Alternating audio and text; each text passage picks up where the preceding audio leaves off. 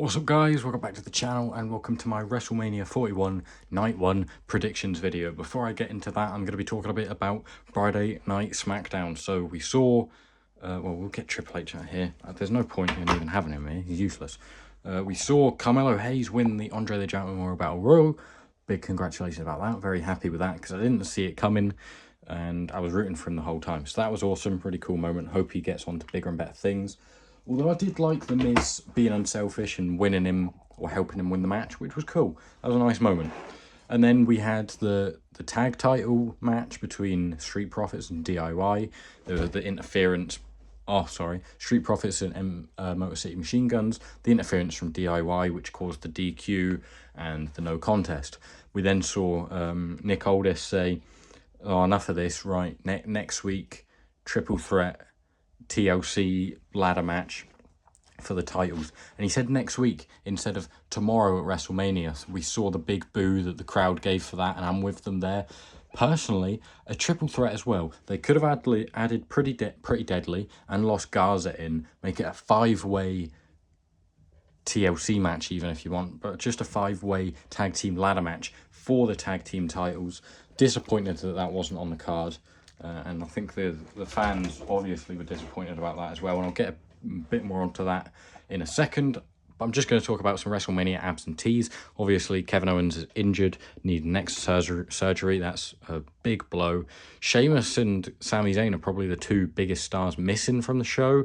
Then you have Karrion Kross, who there was boos when he was thrown out in the Andre the Giant Memorial Battle Royal, which is nice to see. I think the crowd are getting behind him a bit more, and it'll be interesting to see if he has a role in the AJ match in night 2, but we'll get onto that in tomorrow's video. Then you have two guys who are soon to be re-debuting, Aleister Black next week, so I don't even know why I've got him here. Rusev, Raw After Mania, potentially. And the other guys that I mentioned, you know, could be on tomorrow's card as a part of Randy Orton's Open Challenge. But I don't know, could be Solo Sikoa. So yeah, let's get into it. So we have 7 matches on the card. 1, 2, 3, 4. 4 title matches, 2 women's matches, 5 singles matches, 1 tag team match, and a triple threat. So we'll get on to the... Oh wait, he's on night 2. I had Dominic there to represent Liv and Raquel, but they're on night 2 as well. They're the one of the other women's matches because there's 2 women's matches on both nights. There is 7 matches on each card, so 14 matches in total. We'll get it kicked off with the first of the 2 tag team matches on the card. Should be 3 at least. I don't understand how this match is on the card if the Smackdown tag team title match or WWE tag team title match isn't on the card.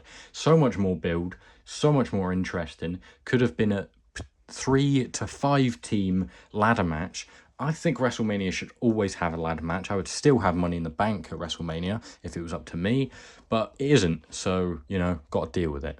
I think that the New Day, the heel New Day, the New Day, whatever you want to call them, are going to win the Raw Tag Team titles or the WWE World Tag Team titles off of the War Raiders, which, yeah, they don't have the size advantage. I just think they're, you know, they've held the titles for quite a while, and it feels like they haven't really done anything with them other than dress as bikers. I mean, I haven't watched Raw, like, dead intently at all times, but, you know, when I've watched it a lot more than I did before Raw was on Netflix because it's a lot more accessible now, and I've not really seen much of them. You know, I saw a couple vignettes in the last week or 2 and like matches with the New Day and stuff like that, which has led to this, but there's not been a big build. They're not really on TV loads, so I think the New Day will win the tag titles because they're bigger stars. They're more interesting, I suppose. You know, you've got the Big E angle still sort of bubbling in the background. You don't know when if anything's going to happen with that. So yeah, we'll get them out of the way for now, and we'll get on to El Grande Americano, or Chad Gable in a mask, versus Rey Mysterio. And this is a tough one to call. I think I can definitely see Rey winning and unmasking El Grande Americano, and Chad, it's obviously Chad Gable under it. And now that I say that out loud, I think that's what I'm going to go with. I hope Chad Gable wins. I just wish it was Chad Gable versus Rey Mysterio. You know, I really like Chad Gable. I'm a huge fan of Chad Gable. I do wish that Triple H the pulled the trigger on him and gave him the IC title at Clash of the Castle, because he really fumbled the Alpha Academy breakup feud as well, and Chad Gable's potential IC title run. So I'm not happy about that. I do sort of hope he gets the win, but I could see Chad Gable winning it via interference, but I think Rey Mysterio is going to win it and unmask Chad Gable. That's what I'm going to go with.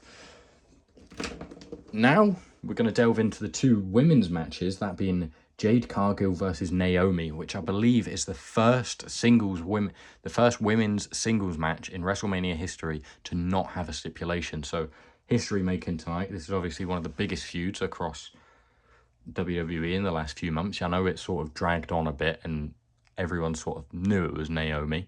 It was a good reveal in the Elimination Chamber, and they've had some like pretty intense promos and stuff like that since then, and it sort of seemed like Jade just came out and attacked Naomi, and then Naomi's ran off. She's finally going to get her hands on her properly, and she won't be able to run away.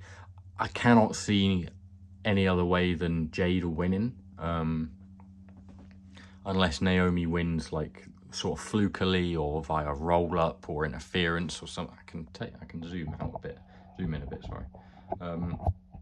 I could see it being something like that, but I think Jade wins, right?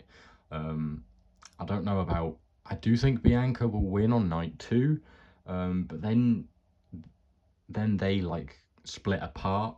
I do think that Jade versus Bianca is a future WrestleMania match. I don't know if they would keep Bianca's undefeated streak at WrestleMania going to let Jade break it when she's ready, potentially. But, you know, if she won the Raw or the Women's World title, that would take her to Raw and away from Jade for, I suppose, a year until the Royal Rumble. So, yeah, I think Jade's going to win. I don't know where Bianca comes into it, but I can definitely see them facing each other at WrestleMania this time next year. Which brings us to maybe the most anticipated women's match across the weekend. Obviously, Rhea, Bianca, and Io is a huge match, but Tiffany Stratton versus Charlotte Flair there's a lot of bad blood there. There's a lot of real bad blood there, you know, going off script, basically shoot promo in each other, proper digs, like just straight up meaning it and all that.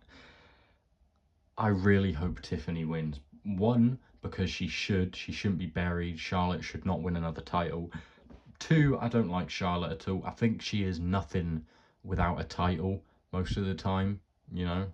I feel like she's never doing anything else. She's never really just in a feud. She's always feuding for a world title. She's the track or the her track record is basically leave for a bit, come back, get a title shot, win the title, drop the title, leave for a bit, get a surgery done, come back, win a title, win the Royal Rumble, win the Elimination Chamber, whatever, win a title. And it's just like she doesn't really do anything other than compete for titles, win titles, lose titles, and then go get some surgery done, come back from an injury. She was a great wrestler. I think she's sort of digressed a bit in recent sort of years.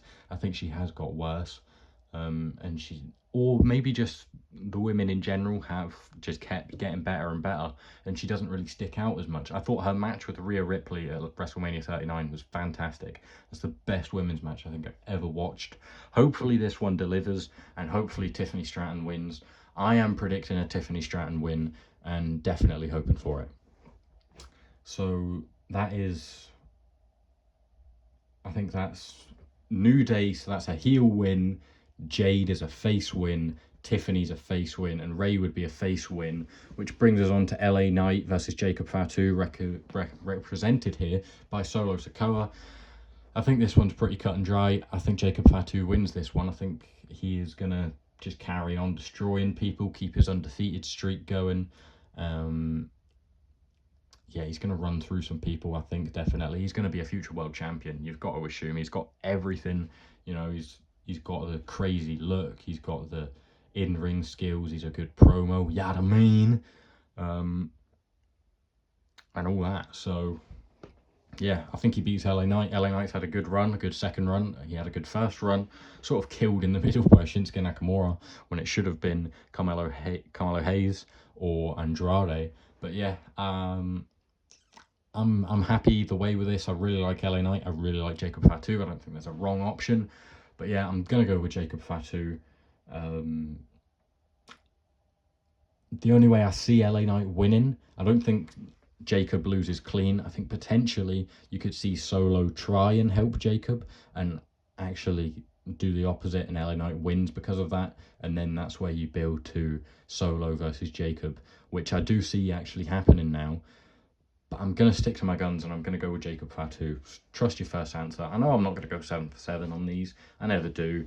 I mean, I never even do on Triple H's little 5 match cards, which brings us on to, ironically, the first match of the night. We do know that this is going to kick us off.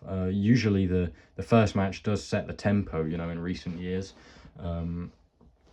We've had some great WrestleMania openers, to name a couple.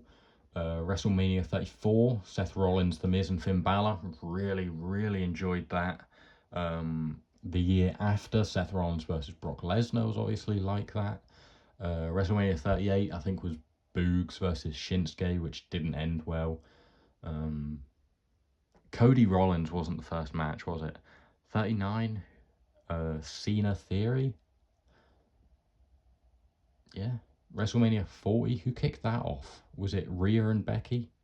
I can't really remember, but yeah, this one is going to start the show off, and I'm looking forward to it. You know, the build to it has been a lot better in recent weeks. I didn't like that Jay sort of regressed back to doing the whole yeet shtick. I hope he is very serious in this match, and I do see him winning. I think after all of this, he does have to win.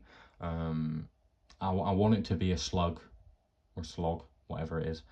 I don't really want to see interference, but you know, it does protect Gunther, because Gunther shouldn't be getting beat by Jey Uso. Part of me does really want him to just crush him because it would be funny, but I do want to see Jey Uso win because he does deserve it. However long of a title reign he gets, he does deserve a world title reign. I think I've came around to that sort of way of thinking, and you know, I'll admit it. If Jey Uso does win, I will be eating in my living room at 12:30 at night, and I'll be loving it. So yeah, Jey Uso is my prediction to beat Gunther and become the new World Heavyweight Champion.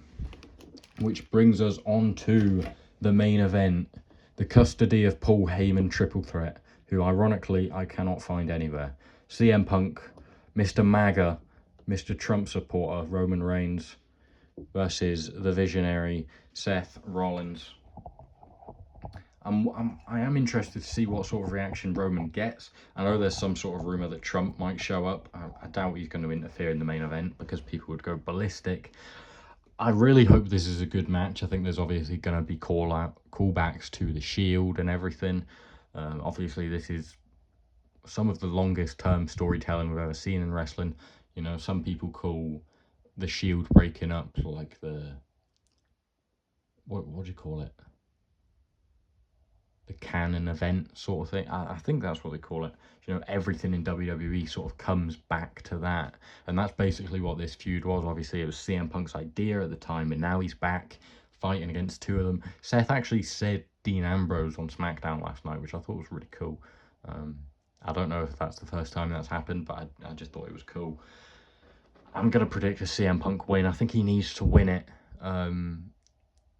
I don't see Roman winning. I think Seth's more likely to win the match than Roman, to be honest.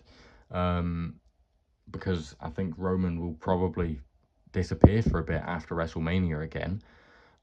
Even though he's not really been on TV much. We know he's only got a couple years left.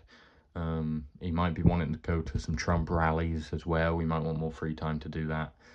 I wouldn't mind Seth winning because I have liked his recent interviews basically calling Hulk Hogan a racist piece of shit and saying that The Rock versus Roman Reigns would actually be terrible. So I do hope they deliver. I want CM Punk to win to take back Paul Heyman, and yeah, it's a shame because if Brock Lesnar wasn't such a pervert, he could be involved in the Paul Heyman shenanigans, I suppose. But it wasn't to be. So yeah, my final prediction is CM Punk to win. So I'll go through them again. CM Punk to win in the main event of WrestleMania. Jay to win in the opener. Tiffany Stratton to retain her title. Jacob Fatu to become the new US champ. The New Day to become the new WWE World Tag Team Champions. Jade Cargill to get her revenge on Naomi. And Rey Mysterio to win and then unmask El Grande Americana. Potentially with some help from Dragon Lee, who knows? And the LWO, an American made, I'm sure there's going to be a lot of interference on that one. And I also thought it was quite weird on this card that if this card is true and that is the entire night one card, then every single match involving the bloodline is on night one, outside of John Cena versus Cody Rhodes if The Rock is involved in that or anyone else. But the rest of the matches, there's no bloodline involvement other than potentially Randy Orton's open challenge, which Solo Sikoa could answer, as we saw on Smackdown a couple of weeks ago. That was sort of teased, you know, potential, but then again, we don't know who it could be. It could be someone popping up, could be Rey Fenix, could be Sheamus, could be Andrade, could be Shinsuke, probably not though. Could be Sami Zayn. Maybe Kevin Owens' whole thing was a joke and he comes out and attacks him. That'd be cool, but I doubt it. Could be Karrion Kross. I don't know, but we'll definitely find out, won't we? So yeah, that's been all for tonight, guys. Hope you enjoyed the video. If you have, please do leave a like, subscribe, and turn your post notifications on, because there's going to be a ton of content coming out in the next couple of days over WrestleMania weekend and beyond. After WrestleMania weekend, I will be going over all of the WWE figure unveilings over the WrestleMania weekend. And yeah, that's about it for today. So thank you guys for watching. I'll see you next time, probably for my reactions to night one, and then my predictions to night two, my reactions to night two, and maybe a fantasy booking of next year's WrestleMania from right now. So if you'd be interested in that, please do let me know in the comment section down below, as well as any other video suggestions you would like to see. Leave them down in the comment section and I will get to them ASAP. Thank you guys for watching. I hope you enjoyed. Have a great WrestleMania Saturday, night one, whatever you want to call it, and I'll see you next time. Goodbye.